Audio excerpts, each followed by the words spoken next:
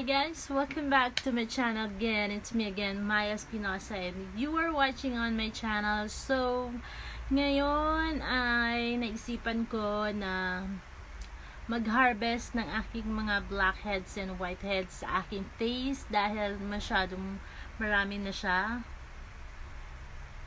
So, marami na nakatanim na blackheads and whiteheads sa aking face ngayon. So, kailangan ko nang i-harvest. So, naisip kong itry yung viral before na Gel Hut Man. So, first time ko siya gagamitin ngayon. So, let's try it. Ayun. So, in-order ko siya guys sa Shopee. So, pag in-order mo siya sa Shopee, ganito siya. Ganito yung packaging niya.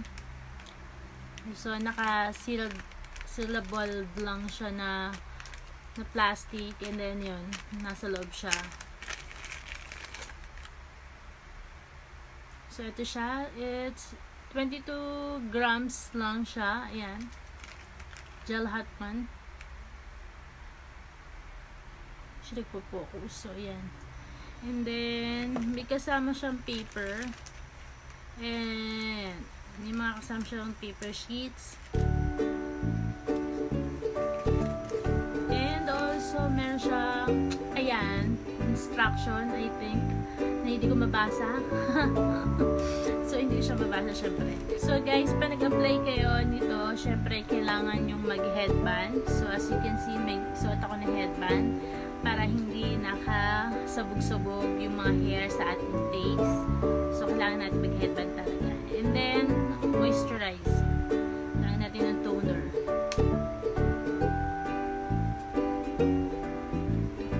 Moisturize lang tayo.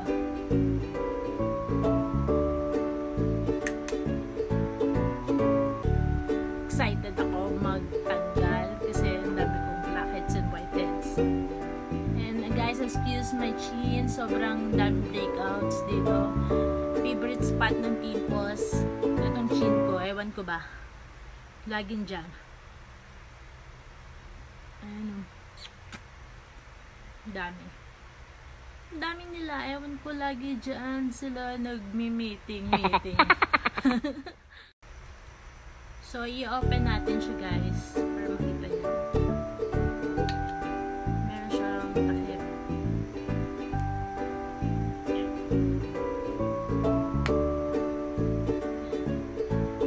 So, white siya and parang siyang glue.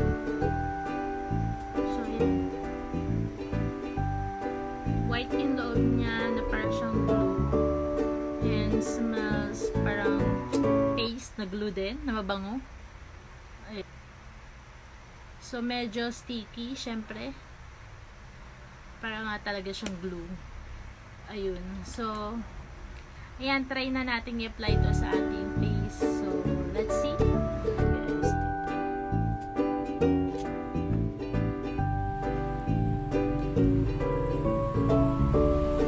so, para lang siyang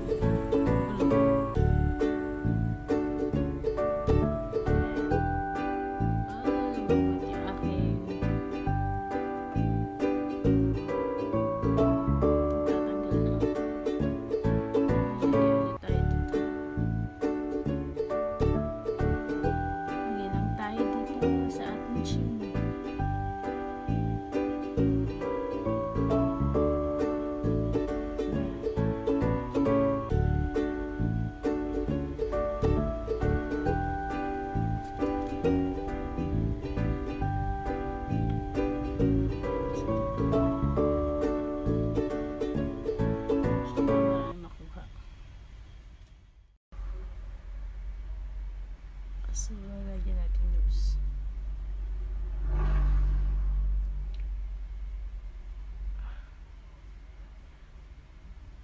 Lagyan natin ang ating nose.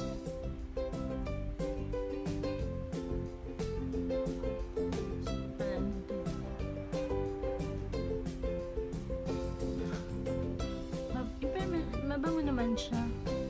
Hindi siya mabaho.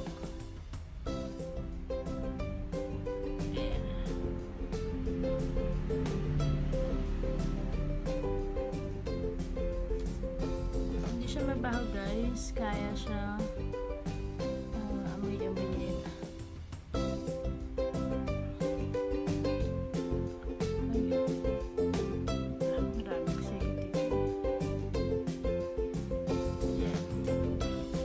guys, na-apply ko na siya.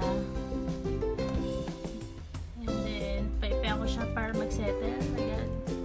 Para mag-dry agad.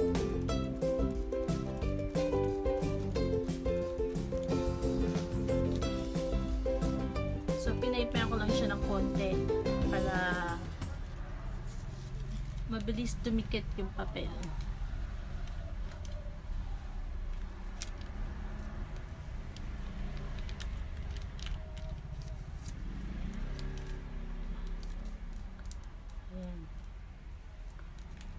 Siksik natin sa ating nose. Ayan. And then dito sa gilid.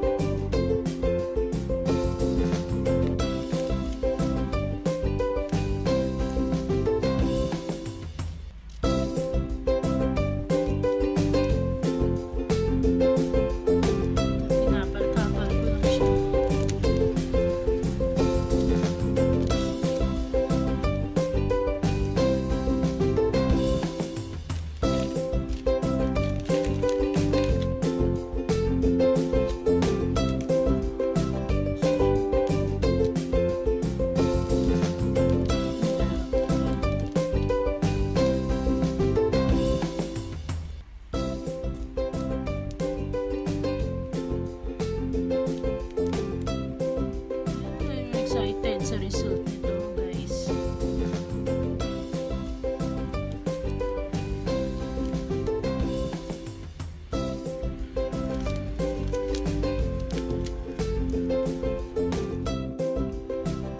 So guys, I think pwede na siya nagdalhin kasi nasa almost 30 minutes na siya.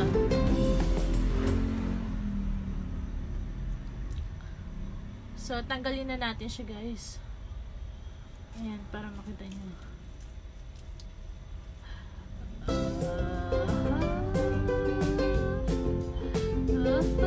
Medyo masakit.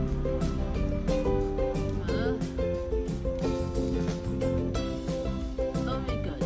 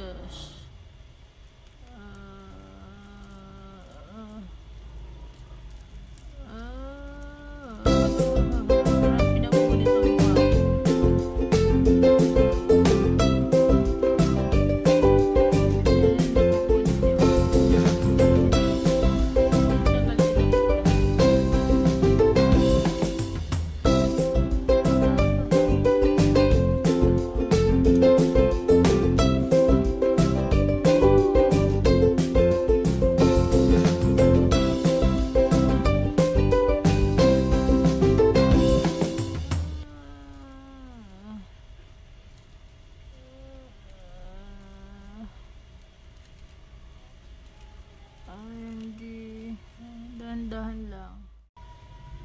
Salat. Oh, lapit na.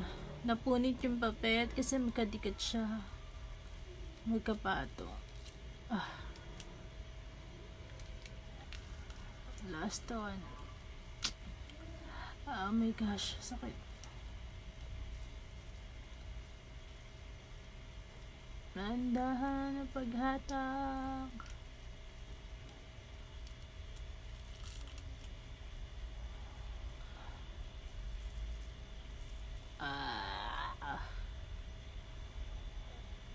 Dami na.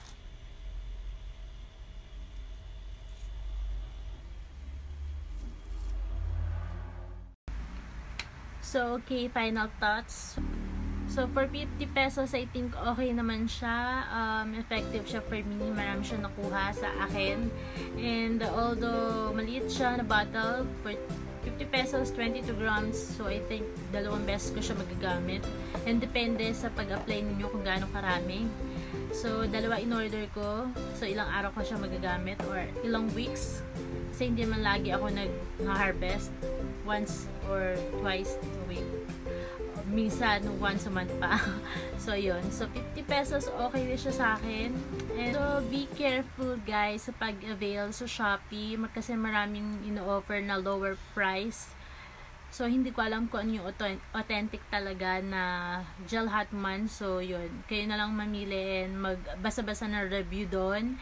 And then, so, pag in-apply siya sa piece niya, medyo, pag tinanggal na siya, once nag-dry na siya, and itatanggalin niya na siya, medyo masakit, nabibanat. Parang pinupunit yung piece ninyo. Pero okay lang siya. After naman nun is maginhawa yung pakaramdam. So, ang pakaramdam is parang natanggal yung mga bara-bara sa pores ninyo. So, yun, maginhawa talaga.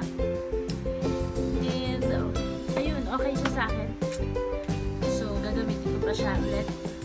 Anyway, guys, dito na nagtatapos ang ating vlog ngayong araw na to.